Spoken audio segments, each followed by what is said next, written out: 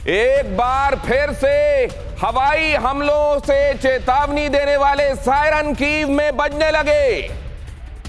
Ukraine में अलग अलग जगहों पर ये सायरन लगातार बज रहे हैं।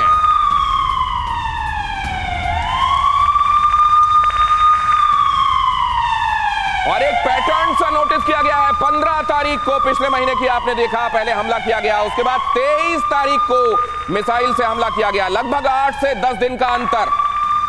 और अगर इसमें कोई पैटर्न है और वो पैटर्न समझने में यूक्रेन कामयाब रहा है, इसलिए एयर रेड सायरन बज रहे हैं, तो उसको समझने की कोशिश करेंगे, या फिर असल में बीच बीच में अपने नागरिकों को मुस्तैद रखने के लिए, अपनी पूरी की पूरी मशीनरी को मुस्तैद रखने के लिए यूक्रेन की तरफ से किया जाता है, यह भी समझने के लिए चलते हैं। आशीष हमारे साथ जुड़ रहे हैं। आशीष के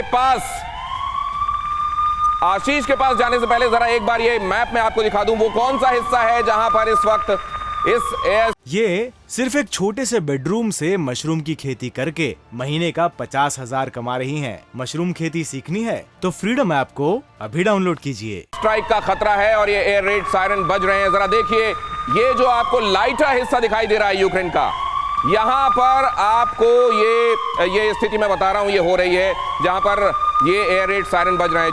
जो डार्कर हिस्सा है, जो आपको गाढ़ा हिस्सा ऑरेंज में दिखाई दे रहा है, वहां पर एयर रेड सायरन नहीं बज रहे हैं।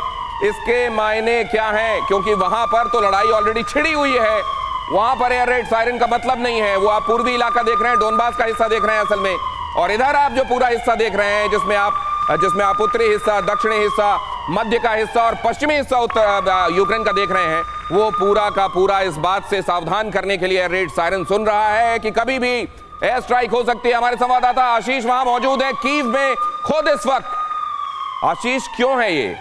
क्या पता चल गया है कि कोई अटैक वाकई होने वाला है?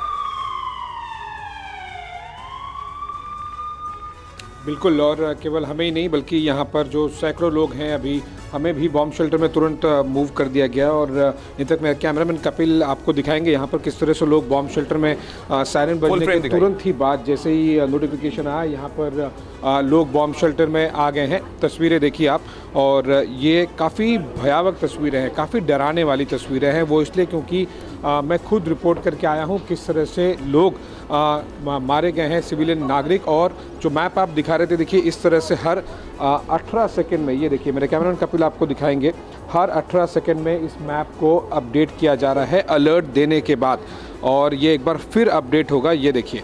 और इसका मतलब साफ है, जनरली लोगों को पूरे के पूरे यूक्रेन में, आप ये देखिए लगभग 95% यूक्रेन के सारे मैप पे रेड अलर्ट घोषित कर दिया गया है। और इस तरह से ये देखिए आप, ये एग्जैक्टली एयर रेड सायरन, और जिसका मतलब साफ था कि प्रोसीड टू बॉम्ब शेल्टर, और एग्जैक्टली वही हमने किया। और हमारे साथ में यहाँ पर सैकड़ों लोग यहाँ पर आ चुके हैं बॉम्ब शेल्टर में। और ये असेस कैसे किया जाता है? आपको बता दूं, ये कैसे पता चलता है? क्या ये खुफिया तंत्र का काम है, इंटेलिजेंस का काम है? ये कैसे पता चलता है आशीष?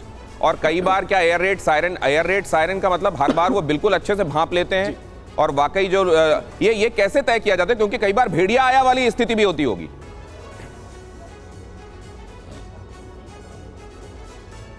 जी नहीं, मैं आपको बता दूं कि किस तरह से होता है। ये प्योरली केवल एक मॉक ड्रिल टाइप नहीं होता है। ये जब भी ब्लैक सी से या फिर रशिया साइड से कोई मिसाइल लॉन्च की जाती है, उस दिशा में आने वाले सारे शहरों में इस तरह से, जहाँ पर भी आपको मिसाइल कहाँ गिरेगी ये पता नहीं होता, लेकिन किस दिशा में जा रही है ट्रेजेक्टरी पता चल जाता है, और आप उस हिसाब से सारे शहरों में यूक्रेन की सरकार सभी लोगों को वो अलर्ट घोषित कर देती है। लेकिन जनरली हम देखते नहीं है कि पूरे के पूरे यूक्रेन में इस तरह से अलर्ट घोषित कर दिया जाए। इसका मतलब है कि उन्होंने डिटेक्ट किया है रशियन मिसाइल के लॉन्चेस को, और वो कई दिशाओं में है। और इसीलिए पूरे यूक्रेन में, जो मैंने आपको मैप दिखाया इससे पहले, कि लगभग पूरे यूक्रेन को आप 95% यूक्रेन को आप मान के चलिए, उन्होंने ये डिक्लेयर कर दिया है कि अगले कुछ मिनटों में मिसाइल्स गिर सकती है। डेट्स बहुत इंपॉर्टेंट है दिनेश जी। देखिए लास्ट 2 अटैक्स के आप डेट देखिए, 15 नवंबर जब G20 बाली समिट हो रही थी, 23 नवंबर जब सिविलियंस और कीव के हाइड्रो पावर प्रोजेक्ट पर भी अटैक हुआ था। यानी कि आपको हर हफ्ते या 10 दिन में एक आपको बड़ी मिसाइल वेव आके यूक्रेन के अलग अलग हिस्सों में आती हुई दिखाई देती है और अटैक करती है। यानी कि अब काउंटडाउन शुरू हो गया है, 15, 23 और अब 1 दिसंबर पर हैं हम। यानी कि यूक्रेनियंस भी एक्सपेक्ट कर रहे हैं कि आज, कल या फिर 2-3 दिनों में एक बार फिर आपको बड़े मैसिव मिसाइल अटैक देखने मिलेंगे और ये बहुत ज़्यादा महत्व रखते हैं क्योंकि अगर आपने सही समय पर रिएक्शन नहीं किया तो फिर जान जा सकती है। और मैंने देखा है 3 दिन पहले जब मैं रिपोर्ट करके आया था, मैंने देखा था कि किस तरह से कई लोगों की जान चली गई।